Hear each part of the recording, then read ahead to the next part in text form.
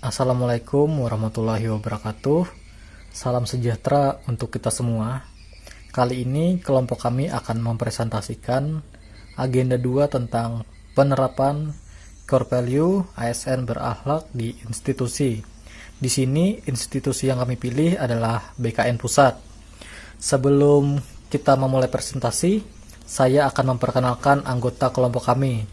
Yang pertama, Karlene Trianti dengan NDH 33, lalu Endah Aryatni dengan NDH 31, lalu saya sendiri Doni Adam dengan NDH 37, lalu Mika Audini dengan NDH 35, dan yang terakhir Erwinda Sapitri dengan NDH 39. Baiklah, langsung saja kita lanjutkan untuk penjelasan lebih lanjut tentang materi di agenda 2 tentang penerapan core value ASN berakhlak di institusi BKN Pusat berikut ini. Yang pertama, berorientasi pelayanan. Permintaan publik terhadap pelayanan yang prima dari institusi atau pemerintah semakin tinggi. Saat ini, publik menuntut pelayanan yang cepat, tepat, dan aman, tidak terkecuali BKN. Dengan adanya hal tersebut, BKN mengesahkan maklumat pelayanan dan maklumat pelayanan terpadu.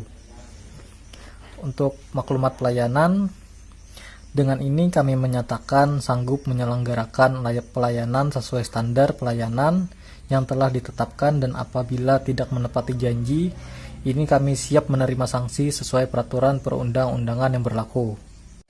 Untuk maklumat pelayanan kepegawaian terpadu dengan isi, dengan ini kami menyatakan akan memberikan pelayanan dengan sebaik-baiknya sesuai dengan standar yang telah ditetapkan.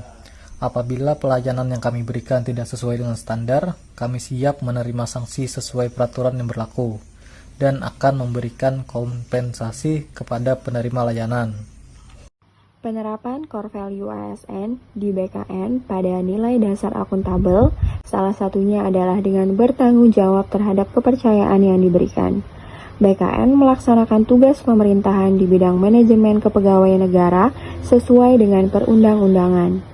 BKN memiliki beberapa misi yang dimaksudkan untuk meningkatkan kualitas ASN. Misi tersebut memberikan kontribusi terhadap pembangunan bidang ASN melalui pembinaan dan penyelenggaraan manajemen ASN, penyimpanan informasi pegawai aparatur sipil negara, pengawasan dan pengendalian norma standar, prosedur dan kriteria manajemen ASN.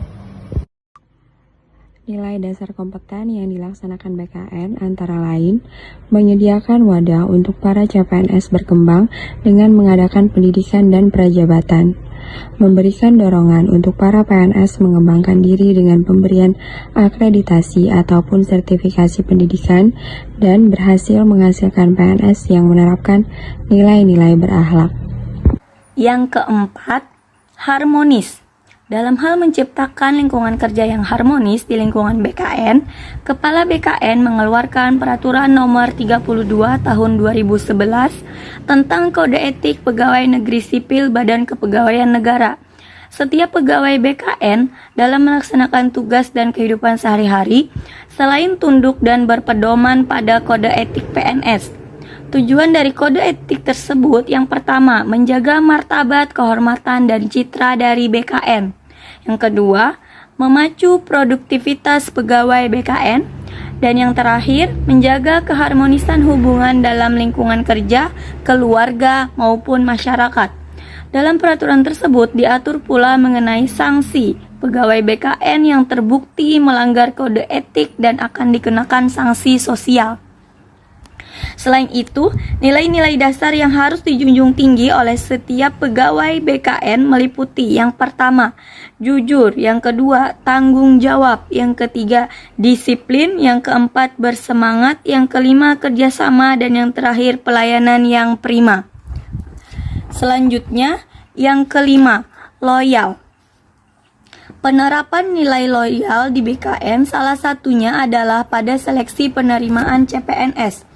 Sesuai dengan amanat Undang-Undang Nomor 5 Tahun 2014 tentang ASN disebutkan bahwa setiap warga negara Indonesia mempunyai kesempatan yang sama untuk melamar menjadi CPNS setelah memenuhi persyaratan. Hal ini berarti bahwa seluruh warga negara Indonesia, putra-putri terbaik bangsa tanpa membedakan suku, agama, ras, dan golongan dapat berkompetisi secara terbuka dan sehat dengan menunjukkan kemampuan terbaiknya untuk bersaing menjadi calon pegawai negeri sipil atau CPNS. Adapun beberapa formasi CPNS khusus terdiri dari 1. Putra-putri atau lulusan terbaik dengan predikat pujian atau cum laude. Yang kedua, penyandang disabilitas. Yang ketiga, putra-putri Papua dan Papua Barat. Yang keempat, diaspora. Yang kelima, olahragawan berprestasi internasional. Dan yang keenam, tenaga pendidik dan tenaga kesehatan dari ex tenaga honorer kategori 2 yang telah memenuhi persyaratan. 6. Adaptif, di mana BKN terus berinovasi dan antusias dalam menggerakkan serta menghadapi perubahan. BKN mendorong perubahan menuju efektivitas fungsi dan manajemen organisasi. BKN juga telah membentuk tim RB atau reformasi birokrasi untuk memantau kinerja setiap kelompok kerja agar melaksanakan tugas dengan baik. Beberapa elemen perubahan yang telah dilakukan diantaranya yang menyangkut struktur organisasi, di mana sebelumnya telah dilakukan evaluasi untuk meninjau sejauh mana efektivitas struktur yang ada. Pembentukan tim reformasi birokrasi dan pelaksanaannya merupakan salah satu wujud nyata dari perubahan yang sudah dilakukan oleh BKN. Namun, tidak berhenti pada perubahan saja, melainkan kembali pada penguasaan terhadap masing-masing kelompok kerja dan mencapai perubahan itu sendiri. Yang ketujuh, ada kolaboratif, di mana yang pertama BKN bekerja sama pada pihak KPK pada saat pelaksanaan seleksi calon pegawai aparat sipil negara. BKN bekerja sama dengan pihak KPK mengenai anggaran penyelenggaraan asesmen tes wawasan kebangsaan atau TWK untuk pegawai KPK. Yang kedua, pihak BKN bekerja sama dengan BKPSDM di mana melaksanakan pendidikan dan pelatihan prajabatan bagi calon pegawai negeri sipil di lingkungan BKN pasti akan bekerja sama dengan BKPSDM untuk mengkoordinir daerah masing-masing. Selanjutnya, saya akan memaparkan mengenai syarat yang harus dipenuhi organisasi atau instansi agar ASN berakhlak lebih mudah diterapkan. Beberapa syarat tersebut adalah: yang pertama, dalam mewujudkan ASN berakhlak adalah dengan upaya yang lebih ke arah pembentukan kepribadian, perilaku, dan etika. Yang kedua, pemberlakuan budaya digital dengan memiliki SDM IT yang handal serta fasilitas internet yang memadai. Dan yang terakhir, yang ketiga, peran kepemimpinan memiliki peran penting untuk implementasi ASN berakhlak di suatu organisasi atau instansi. Selanjutnya, secara umum, di antara value ASN berakhlak, nilai apa yang implementasinya lebih sulit?